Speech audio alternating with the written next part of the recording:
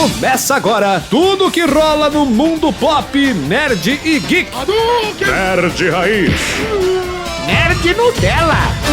Bem-vindo, Nerd Drake and Josh e Nerd Pacificador, começando mais um Nerd Raiz, Nerd Nutella. Mas quebrado. Olá, Fábio Nariz, e explicando o Raiz e Nutella de hoje, Drake Josh foi a primeira obra audiovisual que a atriz Jennifer Holland fez em sua carreira, e Pacificador é a mais recente.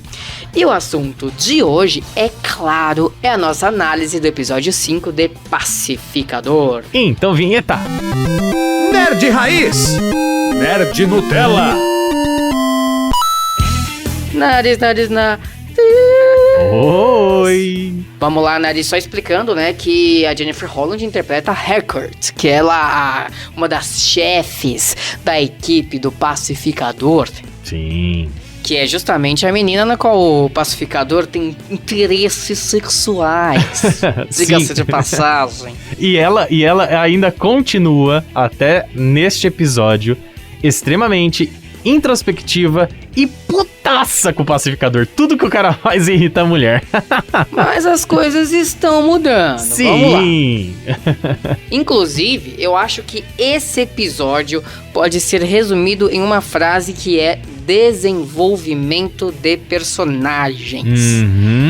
Esse episódio 5, o foco dele é desenvolver a equipe. Exato, não tem aquele drama que foi do episódio anterior. Esse episódio já teve muito mais piadas, porém a interação entre cada um dos personagens, né, como você disse, o desenvolvimento das relações de cada um foi super bem trabalhado. Exatamente. Eu acho que eu gosto disso, porque até então eles não eram exatamente uma equipe. Eles iam lá, faziam a missão, só que eles não se davam bem. Pelo menos a grande maioria não se dava bem. Aliás, começa, né, o episódio justamente deles tendo discussões, né? Por exemplo, o Pacificador com o cara lá do computador, como é que é o nome dele mesmo? É o Economus. O Economus. Então, ele fica jogando várias indiretas. Aliás, tem um diálogo extremamente engraçado que o Pacificador começa a enumerar o número de pessoas diferentes que o Economus podia ter incriminado, né? De vez o pai dele. E o Pacificador fala uma lista totalmente sem pé nem cabeça. É muito bom. É uma lista de celebridades. Não, e detalhe, diga-se de passagem que eu tava vendo a cena. E sabe quando eu já tava achando a cena longa, né? Eu falei, caramba, ele não para de falar nome de celebridade. E a cena pós-créditos desse episódio é a continuação dessa cena com o James Gunn mostrando que ele tinha escrito muito mais nomes. Sim. Porque ele cortou do episódio em si e colocou no pós-créditos. Eu estaria curioso pra ter certeza se foi tudo o nome que o James Gunn colocou, porque se for, parabéns pro ator do Pacificador pra ter decorado tudo aquele monte de nome, né? Porque eram muitos. Eu acho que teve improviso ali no meio, não é possível. Ah, deve ter tido. Mas o James Gunn deu uma entrevista dizendo que nos filmes dele, os atores não improvisam tanto, por incrível que pareça. Olha. Eles seguem estritamente o texto que ele escreve.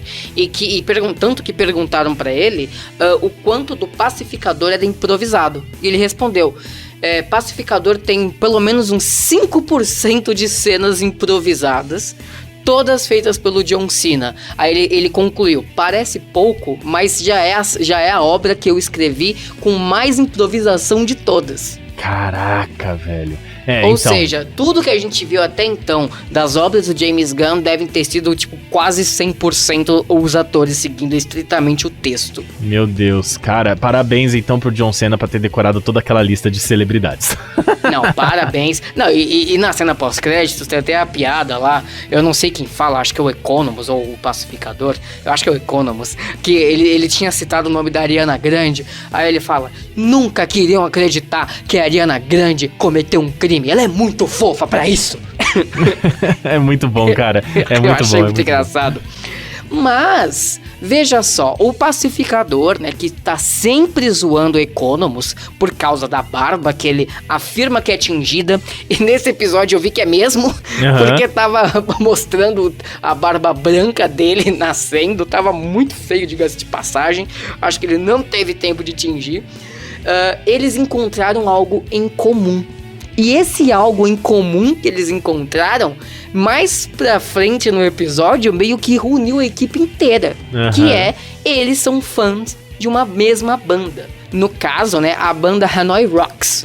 O Economus, ele inclusive tem tatuado no braço dele a frase 11th Street Kids. E o Pacificador enlouquece com o fato do Economus ter isso tatuado e com o fato dele gostar dessa banda. Detalhe só pra gente trazer aqui um contexto. Neste momento, o Pacificador ainda tava putaço com ele. A mina Harcourt tava brava com o Pacificador porque ele tava colocando essa música em alto volume no carro e ela não tem muita paciência com as coisas, né? E daí, mesmo eles tendo toda essa desavença ali, né, dentro da van, eles encontram esse ponto de ligação. E ele fica até surpreso. Ele, você gosta? Você tem tatuado? Você foi no show deles com 16 anos? Olha... É aquilo, né? É pra você ver que às vezes você não vai com a cara de alguém, mas você não tem uma razão específica pra isso. E quando você vê que essa pessoa tem gostos parecidos com o seu, aí você começa a repensar tudo que você acreditava sobre essa pessoa. Sim. Acabou sendo bem legal. E nesse momento da van, eles estavam tendo uma treta sobre qual música ouvir, né? Eles não sabiam qual música ouvir, etc.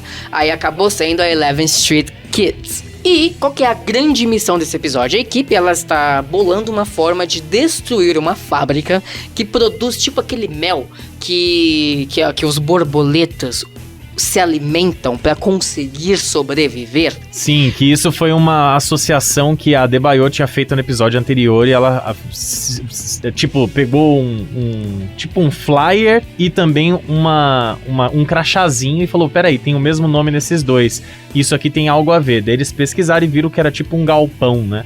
Exatamente. E só que eles não sabem exatamente se tem ou não borboletas dentro desse galpão. Só que o Pacificador tá com uma máscara diferente.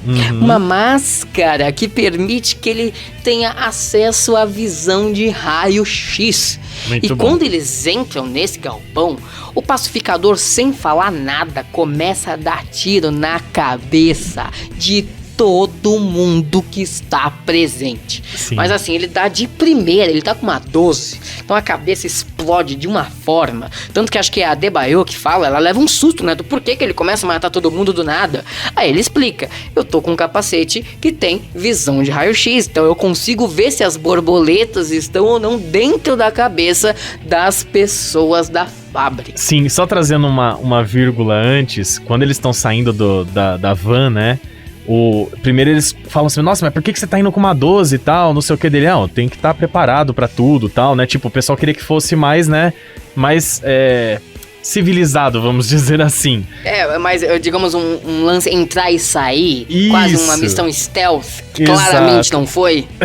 E daí, além dele descer com uma 12 gigantesca, o vigilante quer entrar com uma motosserra. É muito bom a cena, ele fala, não, é a minha chance de usar a motosserra, eu sempre quis matar pessoas usando uma motosserra, só que obviamente eles não deixam de usar uma motosserra, ele fica meio triste por causa disso.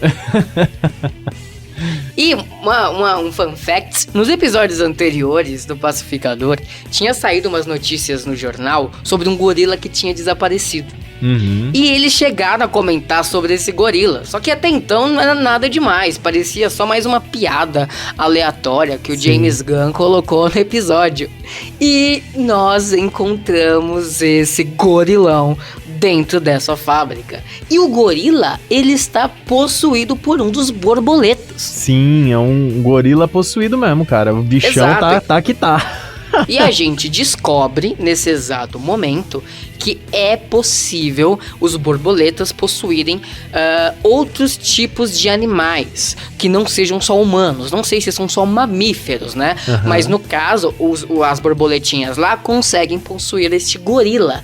E ele se torna tipo um chefão de fase, que pra derrotá-lo é muito complicado. Eles estavam apanhando muito desse gorila. Todo mundo, mas né? Que todo mundo tava lá dentro. Exato, aí quando a gente pensa, né, que tem o chefão de fase, a gente pensa, quem será que vai derrotar o chefão de fase? O protagonista, que é o Pacificador, a Haircut, o Vigilante, que é fodão, quem será? E quem foi, Nariz? É, aquele amigo da cadeira, né? Aquele que dá a assistência. Ele sai correndo da van e vai salvar a equipe. Exatamente, o Economus, o nerdão, vai lá e mata o gorila. E como ele faz isso? Ele faz isso com a motosserra. E o vigilante fica puto, porque ninguém deixou ele usar a motosserra. E vai lá o nerdão com a motosserra, corta o gorila no meio. O gorila vira pedacinho de carne, o churrasco tava servido ali. E ele fica putaço e triste, porque ele ficou falando, caramba, meu, eu pedi pra usar a motosserra, mas ninguém deixou, ninguém permitiu. Aí vai o cara e usa. Só que este ato fez o pacificador realmente respeitar o Economus. Ele já tava começando a respeitá-lo por causa do mesmo gosto musical, mas foi o Economus usar a motosserra e salvar a vida dele de uma forma fodona, que o pacificador tirou o chapéu, no caso, né, tirou a máscara pra ele e falou, esse cara é foda. Mesmo ele pintando a barba, esse cara é foda. Não, e ele meio que ganhou o respeito da equipe inteira, né? Porque ele tava sendo usado pela equipe toda, não só pelo pacificador. Sim. Lembrando que no episódio anterior tava todo mundo mandando ele se fuder. Ele até pergunta, né? Por que tá todo mundo mandando me fuder? Mas agora ele conseguiu impor respeito. Sim, sim. E uma coisa também que me atentou muito nesse episódio, eu não lembro se foi antes ou se foi depois disso, uma hora que a Debaio, eu acho que foi depois que eles fizeram a missão, né? A Debaio tava no carro, né, sozinha, e tava falando no celular. E ela recebe uma mensagem da sua mamãe falando que é a Amanda Waller. Isso, falando sobre o diário do pacificador e se perguntando se já estava na casa do pacificador, se já estava no trailer dele. E você vê uma cara de pesar da Debaio, sabe? Tipo, falando, puta, eu tenho que fazer isso, mas eu não queria fazer isso. Por quê? Porque ela acaba se apegando ao pacificador. Tanto que ela fala nesse episódio que ele é uma boa pessoa, né? Que no fundo, bem no fundo, ela sabe que ele é uma boa pessoa. Então, exato. Você vê que ela tá num conflito ali interno. Porém, talvez uma das coisas mais importantes, além dela ser uma espiã da mãe dela dentro dessa equipe, é fazer essa implantação aí, né, do diário do pacificador dentro do trailer dele. Agora, nem faço ideia do que será que tem ali naquele diário para ser importante de ser implantado dentro da casa dele. Eu também não, Nariz, mas um adendo sobre a Debaio, momentos antes disso, né, no começo do episódio mesmo, ela chegou a se encontrar com a esposa, que não aparecia há algum tempo. Eu achei essa conversa interessante, não necessariamente por causa do conteúdo da conversa, mas como a Debaio estava agindo. Porque a esposa indagou a Debaio do porquê que ela tá sumida, né? Do porquê que ela não fica mais em casa. E a Debaio, ela não deu explicações, mas ela só disse que ela tinha um trabalho a fazer e que era muito importante. E nesse caso, eu não acho que é só por causa da Amanda Waller. Eu realmente acredito que a Debaio tá entendendo a importância da missão de uma forma geral. Ela tá entendendo que não é uma coisa aleatória. Cara, estamos falando de invasão alienígena. Sim. Então ela acabou negligenciando a esposa em nome de um bem maior. Sim. E então ela tá realmente cada vez mais envolvida com a equipe, ao mesmo tempo que ela está sendo obrigada pela mãe a fazer esses atos que ela não gostaria de fazer. É aquele caso de personagem relutante no começo, mas que o tempo vai passando, ele vai se adaptando ao seu ambiente e passa até a gostar do que está fazendo. É isso que eu tô enxergando a Debaio. Ela é uma personagem que não queria estar lá e de repente passou a gostar disso. Em paralelo, né, Nariz, temos o arco do pai do pacificador, que é o dragão branco. Sim. O que acontece nesse momento? Bom, ele, como disse para o filho, ia dedar, né, ia falar, ia chamar lá a inspetora e falar assim, ó, tem coisa errada, vocês me incriminaram aqui, me colocaram preso, mas não fui eu que fiz. E ele fala pra ela, sabe, tipo, tenta convencer eles, né, falando assim, olha, se você tá duvidando da minha palavra, tira a minha impressão digital que vocês vão ver que não vai bater. Eles de fato fazem isso, ela pega o resultado da impressão digital, mesmo que já tinha mandado lá, né, pros detetives forenses, ela chega e ela confere e ela fala, real, não tá batendo. tem coisa errada aqui. Ela vai atrás das duas testemunhas, dá uma apertadinha muito de leve, que já foi o suficiente. Não, pera aí, apertadinha nada, ela não fez nada. Mas antes de chegar nas testemunhas, eu acho engraçado como que é a conversa dos dois, porque o pai do pacificador fica chamando ela de, tipo, de Lucy Liu. Tipo, ô, Lucy Liu, vem aqui. Aí, de repente, ela chama ele de um nome de um ator branco, só que ele é meio que uma metralhadora. Aí tem um momento que ela para e diz, droga, eu fiquei sem nomes de atores brancos pra falar pra ele. Eu achei engraçado. É muito idiota, né, a tretinha dos dois. É muito idiota, porque ele é um racistão, mas ele tem, digamos, munição pra ficar chamando ela de nomes aleatórios. Já ela não tem. Ela fica, droga, fiquei sem atores brancos pra falar. Eu achei engraçado esse pequeno momento. Bom, no resumo, eles conseguem comprovar que o dragão branco realmente não tem culpa. Eles iam soltar o dragão branco, porém, o dragão branco, ela pega, né, vendo eles levando ele pra dentro de novo, confirmando que tava preso. Ela falou, o que aconteceu? Como assim? Por mais que ele seja um lixo de pessoa, ele é inocente nesse caso, porque ela tinha conseguido confirmar até com as testemunhas. Exato, e assim, eu acho que gera uma discussão interessante nesse momento, porque eles estavam querendo prender o pacificador, que de fato foi o responsável pelo que aconteceu, só que eles acabaram prendendo o pai por causa do erro do Economus, né? Só que, quando você coloca o pacificador e o pai do pacificador na mesma balança, do dragão branco, por mais que o pacificador seja o verdadeiro culpado, você quer que o dragão branco permaneça preso. Por quê? Ele é nazista. Ele é nazista, já fez muita coisa errada, provavelmente fará muita coisa errada. E aí que vem a diferença de um bom profissional para um profissional ruim. Apesar disso, apesar de um ser melhor em caráter do que o outro, foi a pessoa, abre aspas, boa, que cometeu o crime. Então é essa pessoa, no caso o pacificador, que merece ser preso, independente do fato do pai dele ser um lixo ou não. E de novo, eu gosto dessa analogia, porque no fundo a gente quer o nazista preso. Sim. Mas o nazista não fez nada. E como é que fica essa situação ambígua dentro de nós? A gente mente, não mente, fala a verdade, não fala a verdade. E eu gostei da postura da investigadora, porque ela estava porque ela não só foi justa, no sentido de querer prender o pacificador pelo simples fato de que ele cometeu o crime de fato, mas ela foi justa com o cara que estava humilhando ela. Do tipo, não é porque tu tá me humilhando que eu não vou ser justa com você. Tipo, não é assim que as coisas funcionam. Você merece estar aí, mas não por isso. Sim. E eu gostei desse momento. Sim, foi muito legal. E uma coisa que acontece logo em seguida disso, ela vai tentar entender o que aconteceu. E eis que aparece um personagem que apareceu um pouquinho antes, conversando com o chefão da equipe do pacificador, que é o Murney.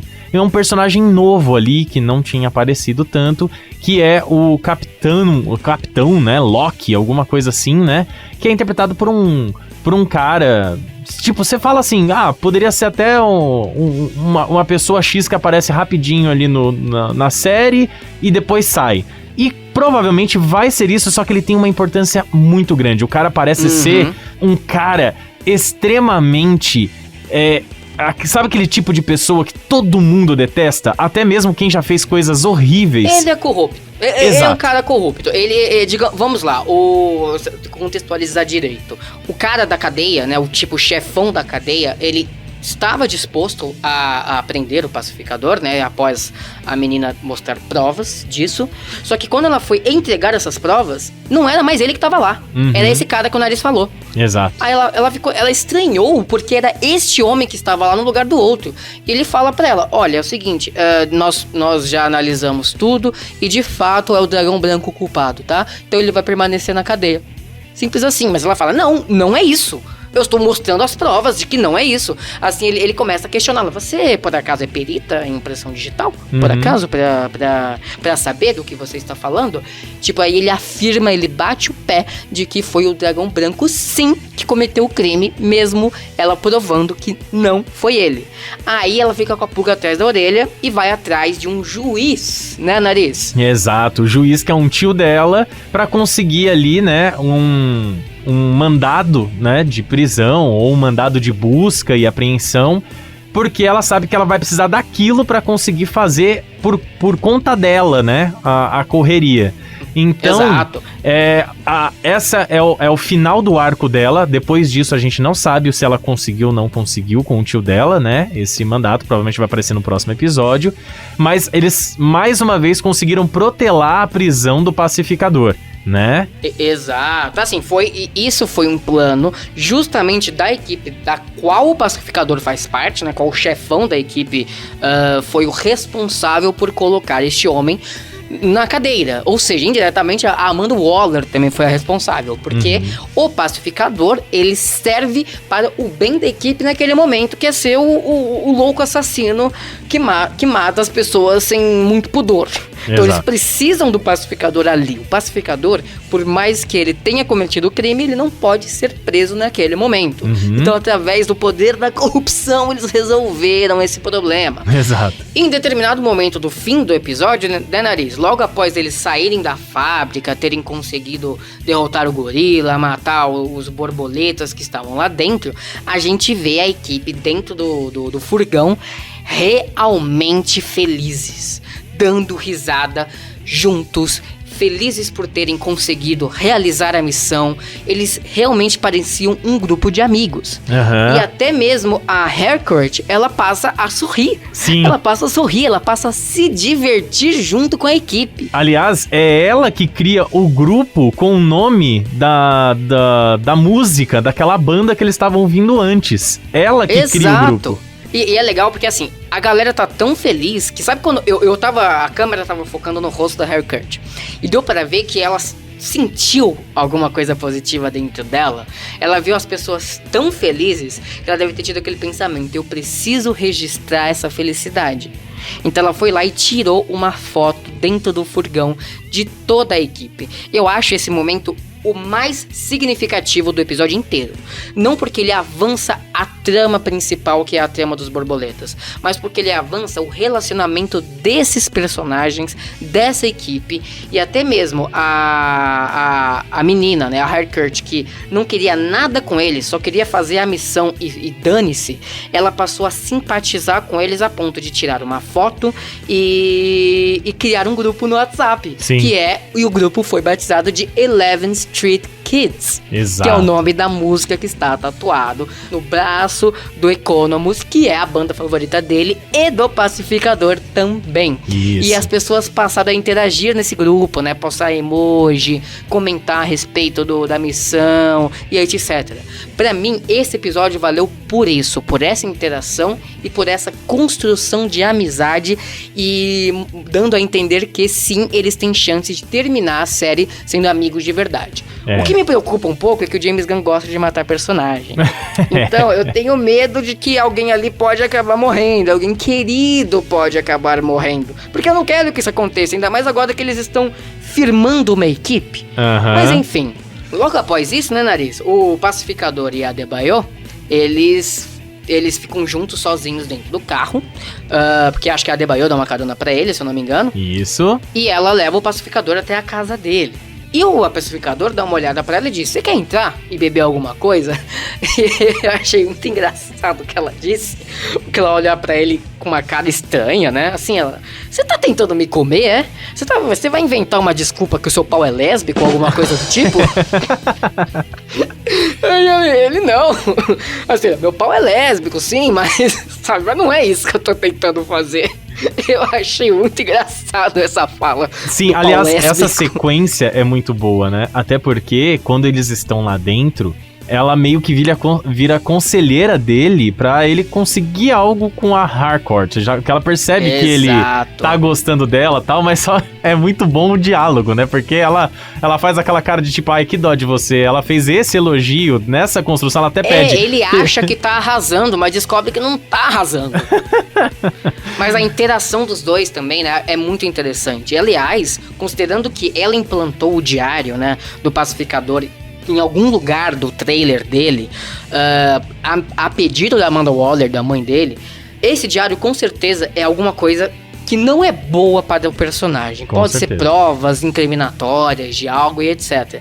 Eu já imagino que ele vai acabar descobrindo eventualmente que ela fez isso, e toda essa construção de amizade pode ir por água abaixo. Aham. O que eu espero que não aconteça, porque é muito legal ver os dois juntos, os dois interagindo.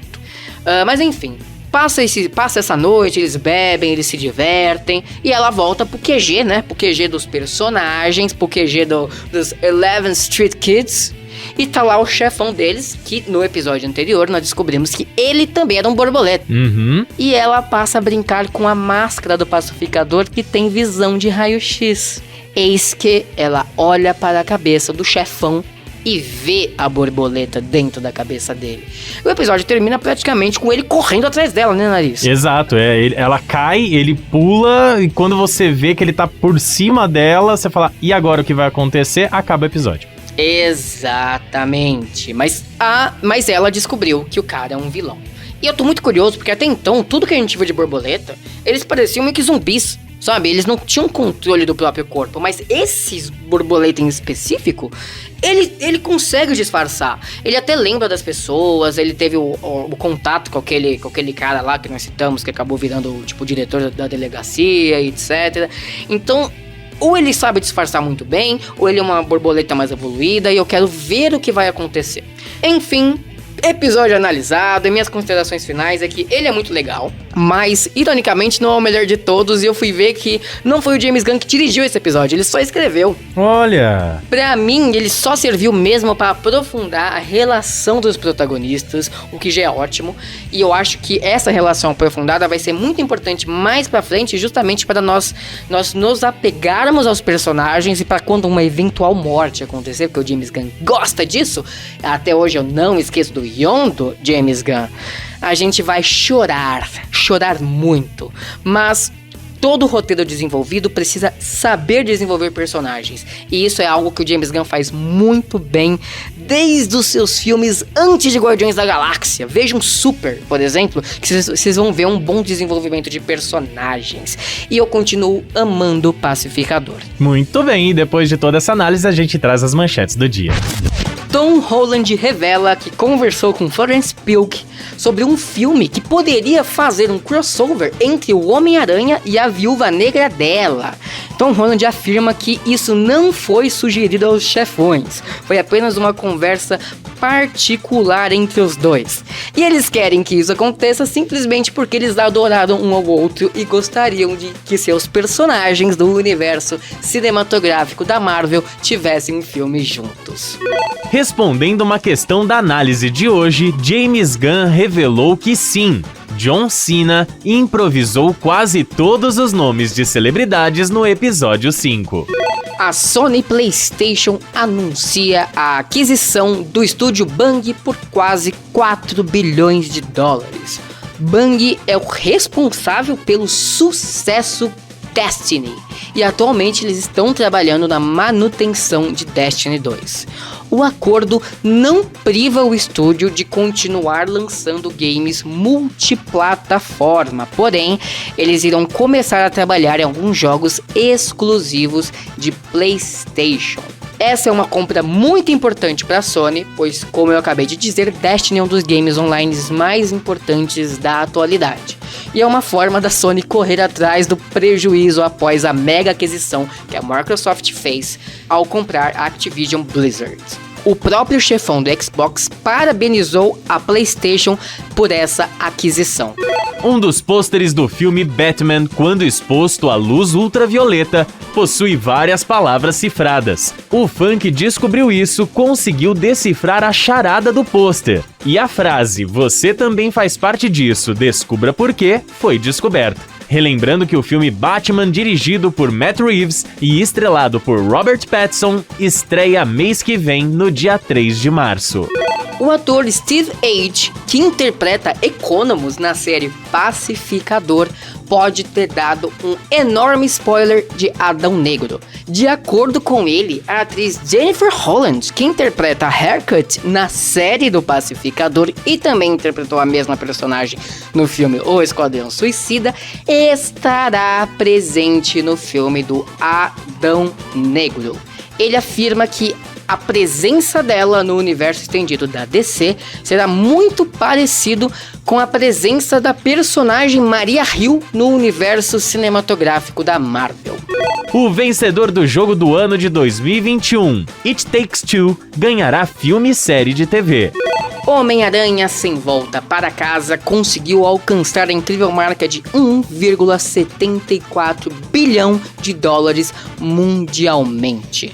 Vale dizer que desse valor, 735 milhões são da bilheteria dos Estados Unidos e o outro bilhão pertence à bilheteria mundial. Relembrando que o filme não estreou na China. Sequência de Coringa começará a ser gravada em 2023, diz Insider.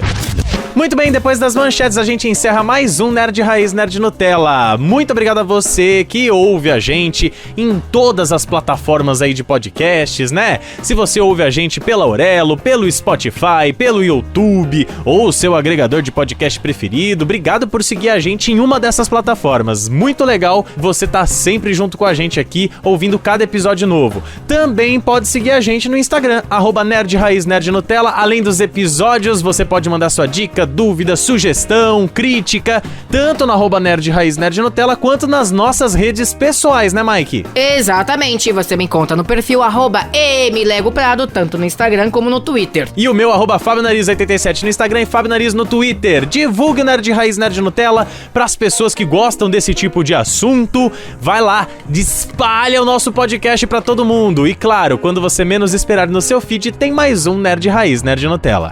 Você ouviu Nerd Raiz. Nerd Nutella! Roteiro Mike Prado, esta fera. Edição Fábio Nariz, galera.